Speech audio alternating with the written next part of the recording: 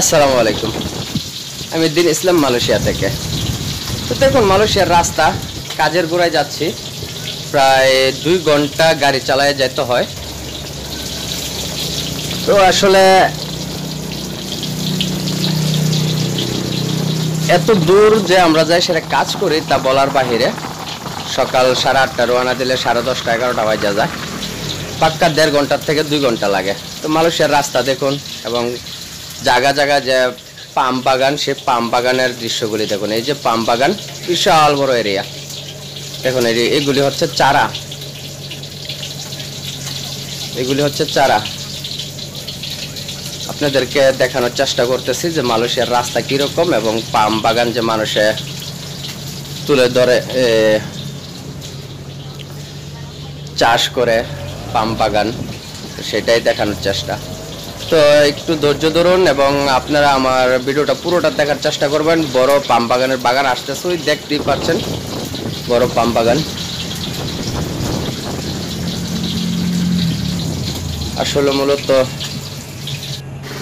আর ফাঁকে আরেকটা কথা বলতেছি, মালয়েশিয়াতে আসলে কাজের সময় কখনো মোবাইল হাতে নেওয়া যায় না, কথা বলা যায় না। এই হচ্ছে একটা সমস্যা, এই একটা হচ্ছে ঝামেলা।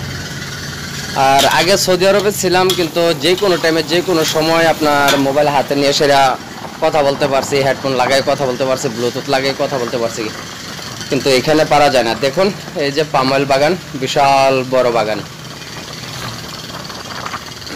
অনেক বড় বাগান, কিন্তু চাইরো সাইডে কিন্তু পাম অয়েল বাগান, চাইরো সাইডে। আর এটা হচ্ছে ইন্দোনেশিয়ার ড্রাইভার, আমার সাথে যে কাজ করে একজন, সে আছে হচ্ছে সামনে বসে আছে,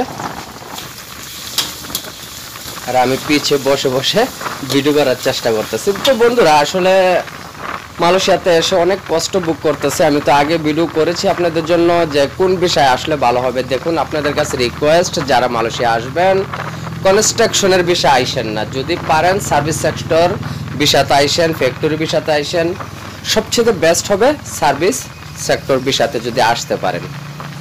এই যে দেখুন পাম অয়েল বাগান, মালয়েশিয়াতে এই যে বলে না যে পাম অয়েল, আসলে মূলত পাম অয়েল দিয়ে সেটা কিন্তু এই দেশে উঠছে, কিন্তু সব জায়গার মধ্যে পাম অয়েল বাগান, সব জায়গায়। আর আরেকটা জিনিস হচ্ছে, মালয়েশিয়াতে যত বড় বড় বিল্ডিং দেখবেন, যত বড় বড় প্রজেক্ট দেখবেন, আসলে মূলত কোনোটাই মালাইদের নাই। মালয়েশিয়ারদের অরিজিনাল যে মালাইদের একটাও প্রজেক্ট নাই, একটাও কোনো বিল্ডিং নেই। মূলত আমাদের বাংলাদেশের মতনই ছোটোখাটো গরিবরা যেরকম একতলা দোতলা বিল্ডিং, মাঝে মধ্যে এরকম কিছু বিল্ডিং দেওয়া জানালে সব হচ্ছে গরিব মালাইরা। তো এটা হচ্ছে পেট্রোল পাম্পে আইসা ঢুকলাম, দেখেন কত সুন্দর সিস্টেম। হাওয়া দেওয়ার জন্য এখানে মেশিন ফিট করে রেখেছে, কিন্তু কোনো ওয়ার্কশপ বা কোনো গ্যারেজ এরকম কোনো কিছুই না।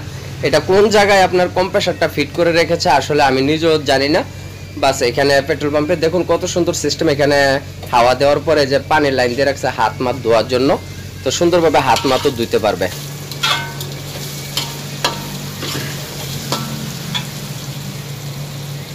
আমাদের মাইক্রোবাসে একটু হাওয়া কম তাই।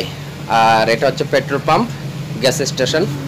তো দেখতেই পাচ্ছেন যে কত সুন্দর আসলে পেট্রোল পাম্পটা, আশেপাশে কত সুন্দর, কোনো নোংরা আবর্জনা কোনো কিছু নাই, পাতা পোতা কাগজপত্র কোনো কিছুই নাই। আর এটা হচ্ছে পেট্রোল পাম্পের সাইড, কত সুন্দর গাছ লাগিয়ে রেখেছে।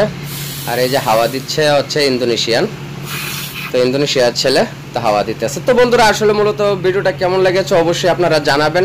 ভিডিওর শেষ পর্যায়ে চলে আসছি, ভালো থাকবেন, আল্লাহ হাফেজ। নেক্সট ভিডিও আসার আগ পর্যন্ত দেখতে থাকুন, বাই বাই।